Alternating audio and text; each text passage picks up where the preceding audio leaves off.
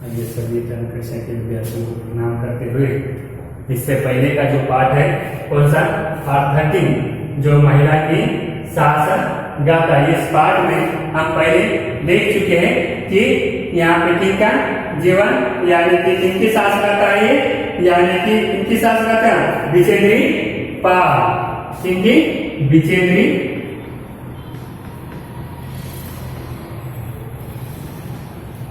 पाल की जो सास गाथा में हम देख चुके हैं पहले के जो पाठ में उनके माता पिता कौन थे और उनके माता का नाम क्या था और पिता का नाम क्या था। उनके पिता कौन थे किशनपाल सिंह और माता कौन थी हंसा देवी जी।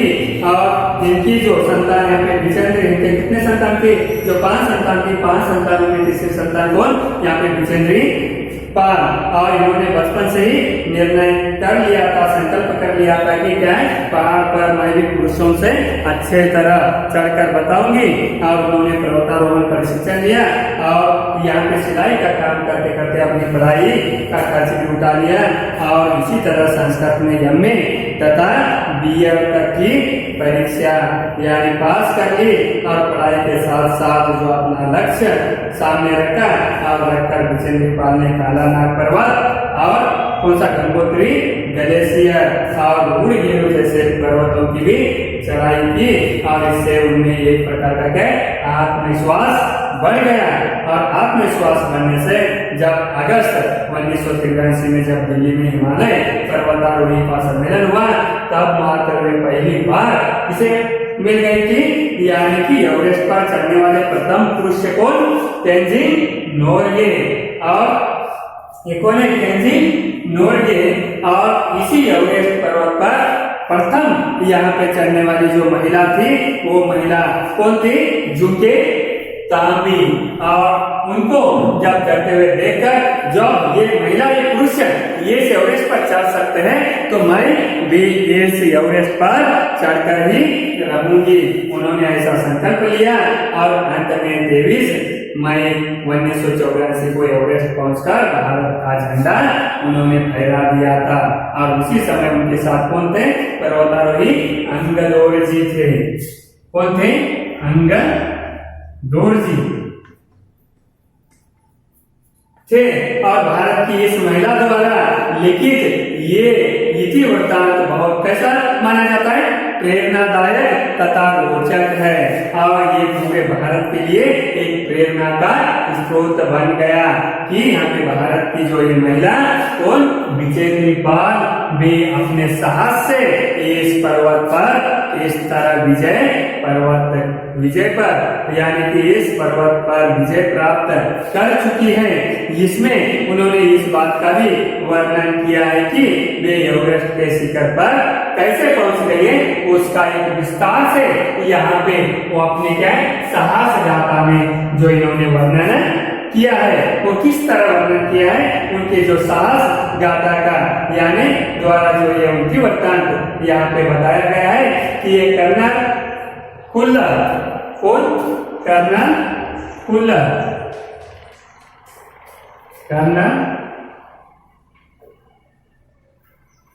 खुल्लर ने साउथ पोल तक की चढ़ाई के लिए उन्होंने क्या है साउथ पोल की चढ़ाई के लिए 3 शिखर दलों के 2 समूह बनाए थे। 3 शिखर दल के कितने समूह बनाए थे 2 उन्होंने समूह बनाया था। और ये 2 समूह बनाए गए थे और मैं सुबह 4 बजे उठ गई और बर्फ पिघलाई और चाय बनाई, कुछ बिस्कुट और आदि चॉकलेट का हल्का नाश्ता करने के पश्चात मैं लगभग 5:30 बजे अपने तंबू से निकल पड़ी। और अंगदोरजी ने मुझसे पूछा क्या मैं उनके साथ चलना चाहूंगी। तब मुझे उन पर विश्वास था, साथ ही साथ मैं अपनी आरोहण क्षमता और कर्मठता के बारे में भी मैं आश्वस्त थी। और इसके कारण मैं सुबह 6:20 पर और अंगदोरजी और मैं साउथ पोल से बाहर निकले तो क्या हो गया था यानी कि दिन ऊपर चढ़ आया था और हल्की हल्की तब हवा चल रही थी और ठंड बहुत अधिक थी और हमने बगैर रस्सी के ही क्या करे चढ़ाई की और हम दोर्जी एक निश्चित गति से क्या कर रहे थे, एवरेस्ट पर ऊपर चढ़ते गए और मुझे भी उनके साथ चलने में कोई कठिनाई नहीं हुई और मैं भी आसानी से क्या करने, उनके साथ आसानी से चढ़ने में मैं भी सफलता प्राप्त होते ही गई। तो इसी तरह यहाँ पे क्या है, अंगद दोर्जी एक निश्चित गति से चलते गए और मुझे भी उसके साथ चलने में मात्र किसी प्रकार की कठिनाई नहीं आई और जमी हुई बर्फ की सीधी व ढलाऊ चट्टानों इतनी सख्त और भूरी भूरी थी कि मानो शीशे की चादर बिछी हो ऐसा दिखाई देता था और हमें बर्फ काटने के लिए किसका इस्तेमाल करना पड़ता था, फावड़े का इस्तेमाल करना पड़ा था और बर्फ को काट कर फावड़े का इस्तेमाल कर हम आगे बढ़ते गए और 2 घंटे से कम समय में ही हम शिखर कैंप पर पहुंच गए थे। कितने, 2 घंटे से कम समय में ही हम इस शिखर कैंप पर पहुंच गए और अंगद दोर्जी ने पीछे मुड़कर पूछा मुझे, इसने अंगद दोर्जी के साथ थे और अंगद दोर्जी ने पीछे मुड़कर पूछा, क्या तुम थक गई हो? ऐसा इसे विजेंद्र पाल को जब अंगद दोर्जी पूछते हैं पीछे मुड़कर, क्या तुम थक गई हो, तब मैंने जवाब दिया, क्या जवाब दिया, नहीं मैं थक नहीं गई, मैं अभी थकी नहीं। ऐसा ये सुनकर वे बहुत आश्चर्यचकित और आनंदित हो गए क्योंकि यहाँ पे अंगद दोर्जी जब एक महिला जब यहाँ पे उनके साथ कितनी कठिनाई यानी आसानी से चलती है और इसमें कितना साहस है, कितना धैर्य है और आसानी से ये मेरे साथ ऊपर चढ़ते आ रही थी और जब मैं पीछे मुड़कर देखा तो पूछा, तो अब थक गई? तो कहती मैं थक नहीं गई और ऐसा कहते उनके चेहरे पर इतना जो साहस देकर अंगद दोर्जी आश्चर्यचकित होते हैं और उनके इस शब्दों को सुनकर आनंदित भी हो जाते हैं। और थोड़ी चाय पीने के बाद हमने पुनः और चढ़ाई शुरू कर दी और लाटू एक नायलॉन की रस्सी लाया था, इसलिए अंगद दोर्जी और मैं रस्सी के सहारे और ऊपर चढ़ते गए और जबकि लाटू एक हाथ से रस्सी पकड़े हुए बीच में चला, तभी लाटू ने गौर किया कि मैं उन ऊंचाई के लिए आवश्यक 4 लीटर ऑक्सीजन की अपेक्षा लगभग 2.5 लीटर ऑक्सीजन प्रति मिनट की दर से लेकर चढ़ रही थी। तो प्रति मिनट की दर से ये क्या है, ऑक्सीजन कितना, यानी कि लगभग 2.5 लीटर ऑक्सीजन प्रति मिनट की दर से वो लेकर चल रही थी और मेरे रेगुलेटर पर जैसे ही उसने ऑक्सीजन की आपूर्ति बढ़ाई तो मुझे कठिन और चढ़ाई क्या होने लगी और भी आसान लगने लगी और दक्षिणी शिखर के ऊपर हवा की जो गति बढ़ गई थी और उस ऊंचाई पर तेज हवा के झोंके कैसे दिखने लगे थे, भूर भूरे बर्फ के कणों के जैसे और चारों तरफ ये उड़ते हुए दिखाई दे रहे थे और ये उड़ रहे थे और जिससे कुछ दिखाई नहीं दे रहा था। अब देखिए आज हम देख सकते हैं जैसे सुबह सुबह जब बादल जब आते हैं तो यहाँ पे क्या है, बारिश के हल्के से जब छींटे रहते हैं तो उसमें जिस तरह आपको कितना एक धुएं के जैसा ही सामने वाला आदमी नहीं दिखाई देता, ऐसा धुआं सुबह सुबह के समय में दिखाई दे रहा था। उसी तरह यहाँ पे ये बर्फ के क्या है, यहाँ पे भूरे भूरे कण चारों तरफ उड़ने लगे और उड़ रहे थे, तब मात्र कुछ भी दिखाई नहीं दे रहा था और मैंने देखा कि थोड़ी दूर तक कोई ऊंची चढ़ाई नहीं है और मैंने देखा और थोड़ा दूर तक देखा तो आप तक मात्र यहाँ तक आए हैं, अब इसके आगे और ज्यादा ऊंचाई नहीं है, हम अंतिम छोर तक आप पहुंच चुके हैं और कोई भी ऊंची चढ़ाई नहीं है। अब ढलान एकदम सीधी नीची चली गई है, ढलान कैसी गई है, एकदम नीची सीधी चलाई गई है और मेरी सांस मानो एकदम रुक गई और नीचे देखे तो मुझे लगा कि आप सफलता बहुत ही क्या हो चुकी है, बहुत ही नजदीक आ चुकी है। अब हमारी सफलता हमें प्राप्त करने वाली है। और 23 मई 1984 के दिन दोपहर के 1:07 पर मैं एवरेस्ट एवरेस्ट की चोटी पर खड़ी थी। यहाँ पे कब, यानी कि 23 मई 1984 के दिन, कब यानी दोपहर के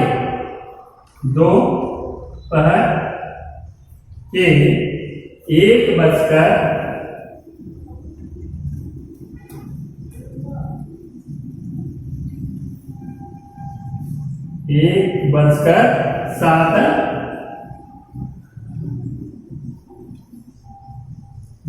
पर यहाँ पे कौन एवरेस्ट चोटी पर खड़ी थी, कौन, यानी बिचेंद्री पाल। कब, 23 मई 1984 के दिन, और दोपहर का जो समय है और वो समय है 1:07 का। और इस समय उन्होंने इस एवरेस्ट की चोटी पर खड़ी थी। और एवरेस्ट की चोटी पर ये पहुंचने वाली क्या है, प्रथम भारतीय महिला कही गई। यानी कि भारत की प्रथम महिला कौन है, तो एवरेस्ट पर पहुंचने वाली तो बिचेंद्री पाल, ऐसा कहा गया है। और एवरेस्ट की चोटी पर इतनी जगह भी नहीं थी। वहां पे तो कितना बजे, 23 मई 1984 के दिन दोपहर 1:07 पर पहुंची। तो उसके ऊपर एक जो चोटी के ऊपर वहां पे ठहरने के लिए 1-2 इंच तक यहाँ पे जगह नहीं थी। और इतनी कठिन जो समस्या थी, तो इतनी भी जगह नहीं थी कि 2 व्यक्ति साथ साथ खड़े हो सके। और चारों तरफ हजारों मीटर लंबी सीधी क्या है, ढलान भी देखने के लिए मिल सकती थी। और किधर भी देखे उधर, वहां पे तो जगह बहुत ही कम थी और 2 व्यक्ति हम एक जगह ठहर नहीं सकते थे।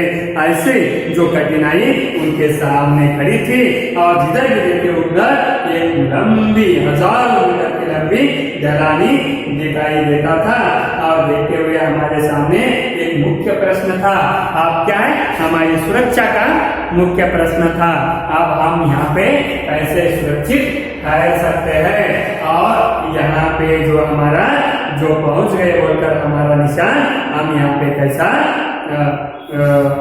ये कर सकते हैं, हमारी निशानी यहाँ पे बना सकते हैं। ऐसा उनके सामने मुख्य जो प्रश्न था। और हमने अंत में क्या किया, हमने फावड़े से पहले बर्फ की क्या की, खुदाई कर दी।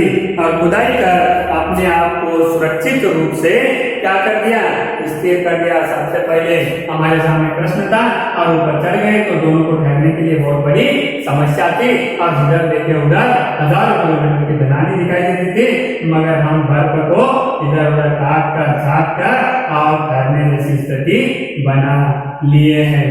और स्थिर, हम सुरक्षित रूप से और बाद में स्थिर हो गए। और इसके बाद मैं अपने घुटनों के बल पर वहां पे बैठ गई और बल पर अपने माथे को लगा दी और अपना माथा टेक दी। और मैंने सागर माथे के ताज का क्या किया, चुंबन कर दिया। और बिना उठे ही मैंने अपने थैले वहां पे यहाँ पे घुटनों टेक कर बैठ गई और इस पर्वत का चुंबन चुंबन कर लिया। और बिना उठे ही उन्होंने थैले में से, उनके थैले में क्या था, हनुमान चालीसा था। और ये हनुमान चालीसा और उसके अंदर और क्या था, दुर्गा माँ का एक चित्र था। और उस थैले में से दुर्गा माँ का चित्र और हनुमान चालीसा उन्हें निकाल ली। और निकाल लेकर उन्होंने अपने साथ जो लाल कपड़े में जो लपेटा और छोटी सी जो पूजा करके उनको क्या कर दिया, बर्फ में ही और दबा दिया। यानी कि एक लाल जो कपड़े में लिपट कर लेकर आई थी और एक छोटी सी यहाँ पे इसकी पूजा कर दी और पूजा कर बर्फ में ही उस कोटी को यहाँ पे दबा दी। और अपने रज्जु नेता जो अंगदोर जी के प्रति क्या है, आदर जो भाव से उन्होंने झुकी और झुककर उन्होंने क्या है, एक रेस्पेक्ट दे दिया, एक आदर उन्हें दे दिया। और उन्होंने मुझे जब मेरा आदर को देखकर उन्होंने क्या कर दिया, मुझे गले लगाया और कुछ देर बाद सोनम गुलजर पहुंचे और उन्होंने फोटो लिए। वहां पे सोनम गुलजर पहुंचे और वहां पे उन्होंने क्या कर दिया, फोटो भी ले लिया। इस समय तक लाटू ने हमारा जो नेता को क्या है, ये सभी जो कि एवरेस्ट पर पहुंचने की सूचना भी दे चुका था। आज क्योंकि यहाँ पर क्या है, यानी कि हंगडोर जी के साथ यहाँ पे कौन, विजेंद्र पाल कहाँ पर पहुंचे हैं, एवरेस्ट पर। कब, 23 मई 1984 दोपहर के समय में पहुंच गए और उन्होंने वहां पे ये क्या है, पूजा भी कर दी। ये सभी जो भी घटना जो घटी है, आप इसकी जानकारी, इसकी सूचना यहाँ पे कौन, लाटू ने हमारा जो नेता वो है और इस नेता को एवरेस्ट पर पहुंचने की सूचना दे दी। और तब मेरे हाथ में वाकी टाकी दिया गया और कर्नल कुल्लर ने क्या कर दी, मुझे बधाई भी दी और बोले, क्या बोले बधाई देकर, तो देश को तुम पर गर्व है। और ऐसे साहसी कार्य करने के कारण एक महिला होते हुए भी यहाँ पे हंगडोर जी के साथ उन्होंने कितना हिम्मत और साहस से ये क्या है, एवरेस्ट पर चढ़कर उन्होंने पूजा कर और नीचे आ गई। इसलिए जब ये कर्नल कुल्लर बधाई देते हुए विजेंद्र पाल को कहते हैं, देश को क्या है, तुम पर गर्व है। और हमने शिखर पर 43 मिनट व्यतीत किए और अपनी वापसी यात्रा 1:55 पर आरंभ की। और हंगडोर जी और मैं साउथ पोल पर सायंकाल 5 बजे तक पहुंच गए। साउथ पोल का कब पहुंचे, साउथ पोल तो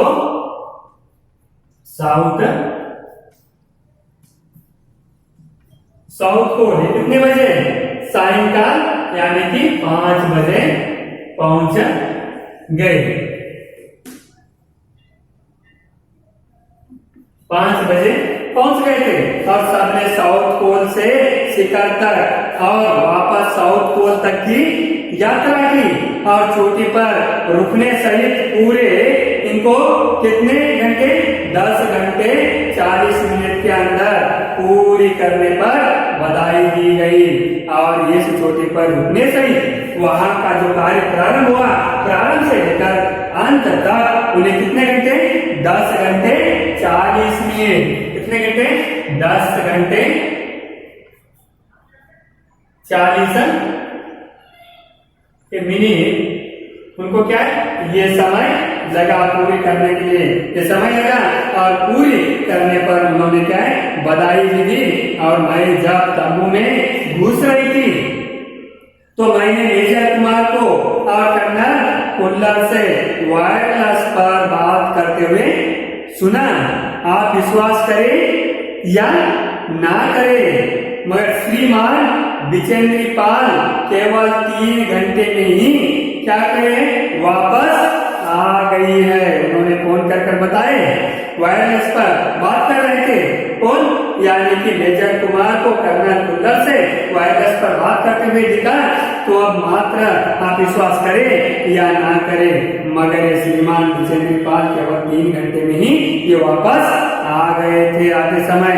और वो उतनी ही चुस्त दिख रही थी, इतना यानी कि परिश्रम कठिन कार्य करने के बावजूद भी उनके चेहरे पर इतनी चुस्त दिख रही थी कि जितनी वह आज सुबह चढ़ाई शुरू करने से पहले उनमें जो उत्साह था, और चढ़ाई करने के बाद भी इतना परिश्रम करने के बाद भी आज उनके चेहरे पर वही जो खुशियां और वही जो झलक चुस्त दिखाई दे रही है। और ऐसे यहाँ पे विजेंद्र पाल जो साहसी थी और साहस के कारण और अथक परिश्रम के कारण उन्होंने किसके साथ, यानी कि हंगडोर जी के साथ यहाँ पे एवरेस्ट की चढ़ाई यानी की थी। इसलिए तो मुझे पर्वतारोहण में श्रेष्ठता के लिए भारतीय पर्वतारोहण संघ का प्रतिष्ठित एक स्वर्ण पदक तथा अन्य अनेक सम्मान और पुरस्कार प्रदान किए गए और पद्मश्री और प्रतिष्ठित अर्जुन पुरस्कार की भी घोषणा की गई। और सबके आकर्षण और सम्मान का केंद्र होना मुझे मात्र बहुत अच्छा लगा और ऐसे एक अथक कार्य करने के कारण मुझे ऐसे अनेक पुरस्कार प्राप्त हो गए हैं और सम्मान प्राप्त हो गया है और इसे देखकर मुझे बहुत अच्छा लगा। इस तरह बिचेंद्री को एवरेस्ट पर पहुंचने वाली क्या कहे जाते हैं, प्रथम भारतीय महिला होने का जो गौरव प्राप्त होता है। और इसी जो बिचेंद्री पाल द्वारा जो लिखित ये एवरेस्ट मेरी शिखर यात्रा, समझे, एवरेस्ट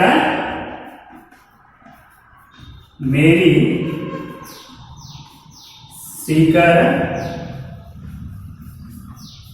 यात्रा यानी पर जो याद है इस पाठ के अंतर्गत उन्होंने अपनी जो साहस गाथा यानी एवरेस्ट पर चढ़ने की जो कहानी इस तरह उन्हें सुनाती है। तो इस तरह उनके जीवन में एक धैर्य और साहस के कारण एक कठिन से कठिन कार्य भी किस तरह सफल कर सकते हैं। और उसी तरह सभी विद्यार्थी भी यहाँ पे किनके जीवन से यानी बिचेंद्री पाल के जीवन से किस तरह उन्होंने बचपन से ही एक साहस धैर्य रखकर उन्होंने कार्य किया, कार्य करने से ऐसे एवरेस्ट पर चढ़ने का जो कार्य किस तरह सफल हो गया, उसी तरह आप भी साहस धैर्य रखकर कार्य करेंगे तो आपके जीवन में आप भी सफल होंगे। यही कहते हुए मैं इस पाठ को समाप्त